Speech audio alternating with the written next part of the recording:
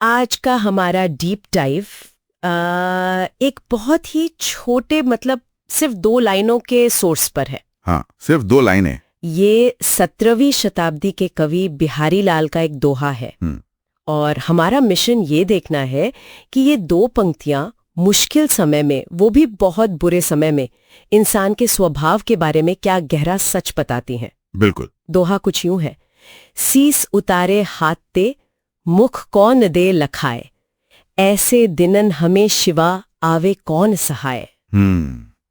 ठीक है, तो चलिए इसे खोलते हैं। ये पहली लाइन की इमेज तो सीस उतारे हाथ ते मतलब अपने ही हाथों से अपना सिर उतार देना। ये सुनने में बहुत बहुत ही हिंसक लगता है। बहुत ज्यादा। पहली बार में तो लगता है कि कवि सच में कोई जान देने जैसी बात कर रहा है। हाँ, क्या वो सच में यही कह रहे हैं या इसका कोई और मतलब गहरा मतलब है? देखिए, यहाँ दिलचस्प बात यही है कि इसे शब्दशः नहीं लेना है।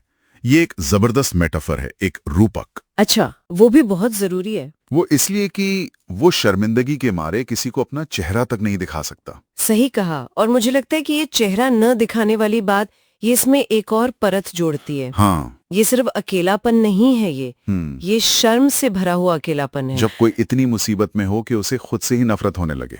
आपको क्या लगता है? बिल्कुल, आपने सही पकड़ा। ये सिर्फ अकेलापन नहीं, ये एक तरह का सेल्फ आइसोलेशन है। खुद को दुनिया से काट लेना। सेल्फ आइसोलेशन, हाँ। शर्म एक ऐसी दीवार बना देती है कि इंसान को लगता है कि वो किसी के सामने जाने के लायक ही नहीं बचा। ये वो एहसास है जब मुसीबत बाहर ही नहीं रहती बल्कि अंदरूनी हो जाती है। ये तो बहुत ही निराशाजनक तस्वीर है।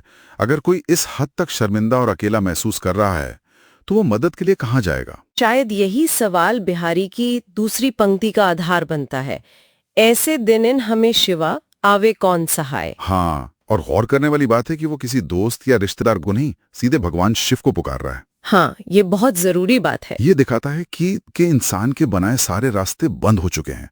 ये मदद के लिए एक आखिरी हताश आवाज है। तो जो सवाल पूछ रहा है, आवे कौन सा है, यानी मदद के लिए कौन आएगा, इसका जवाब क्या है? असल में ये एक ऐसा सवाल है जिसका जवाब उसी में छिपा है, और जवाब थोड़ा कड़वा है। क्या है जवाब? जवाब है कोई नहीं। लेकिन यहां बिहारी ये नहीं कह रहे कि लोग बुरे होते हैं या मदद नहीं करना चाहते। अच्छा, ये एक अलग नजरिया है। वो कह रहे हैं कि शर्म और संकट की गहराई इतनी निजी होती है, इतनी व्यक्तिगत, कि बाहरी मदद अक्सर वहां तक पहुंच ही नहीं पाती। ये दूसरों की नाकामी से ज्यादा उस मुसीबत की भयानक प्रकृति के बारे में है। अच्छा, तो अगर मैं सही समझ रही हूँ तो बिहारी का असली संदेश ये नहीं है कि संकट में कोई साथ नहीं देता, नहीं, बल्कि ये है कि जब मुसीबत बहुत गहरी और शर्मिंदगी से भरी हो तो वो इंसान के चारों ओर एक ऐसी अदृश्य दीवार खड़ी कर देती है जिसे भेद पाना लगभग नामुमकिन हो जाता है। आपने एकदम सही पकड़ा। ये उस स्थिति की भयावहता पर एक टिप्पणी है जो इंसान को पूरी तरह अकेला कर देती है, भले ही उसके आसपास लोग मौजूद हों। तो ये एक बहुत महत्वपूर्ण सवाल खड़ा करता है। बिल्कुल। अगर हम ये मानते हैं कि गहरे संकट में हम अक्सर ऐसे ही अकेले पड़ जाते हैं, तो इसका क्या मतलब निकालें? क्या इसका मतलब ये है कि आत्मनिर्भरता मतलब खुद पर भरोसा रखना ही सबसे बड़ा गुण है, या फिर ये इस बात पर रोशनी डालता है कि जब दूसरे अपने सबसे बुरे दौर से गुजर रहे हों तो उस दीवार को तोड़ने की कोशिश करने वाला इंसान बनना कितना जरूरी हो जाता है, चाहे ये कितना भी मुश्किल क्यों ना लगे।